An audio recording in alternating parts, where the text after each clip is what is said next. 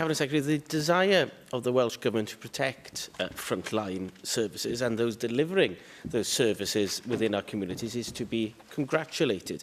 It's fair to say that hasn't been the case always with the UK Government. Unfortunately, as you're well aware, the funding for the All Wales Schools programme, which has been provided by the Welsh Government when they stepped into the breach following cuts by the UK Government, was withdrawn in February of last year.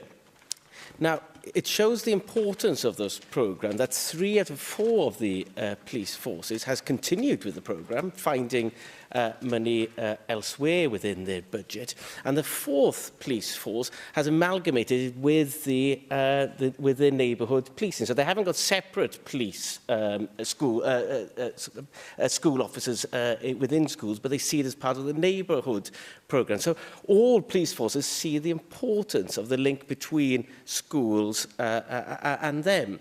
An FOI carried out by my office has also revealed that 3 of the police forces have seen a reduction in Welsh Government-funded PCSOs. Another example of where the Welsh Government stepped in, despite policing not being devolved, following cuts by the UK Government, where the Welsh Government saw the importance of community policing. The forces must, though, be congratulated that they still see the importance of PCSOs because they have kept their workforce, they've stabilised their workforce, but of course they've achieved that through reductions within other areas. Cabinet Secretary, in July 2023, the 4 Welsh Chief Constables gave oral evidence at the Welsh Affairs Committee in Westminster.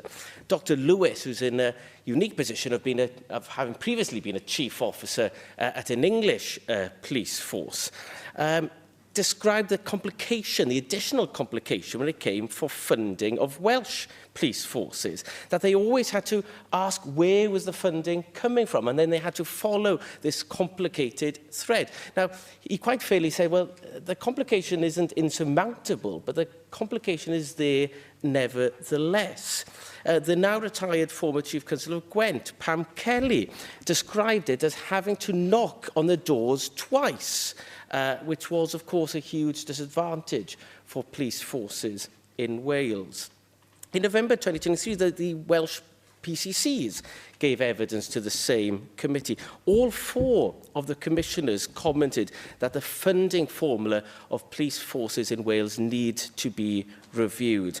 Funding formula for policing has to be addressed. Yes, policing is a reserved function, but policing cannot be left seeking out funding year after year, unsure what money they will receive year after year.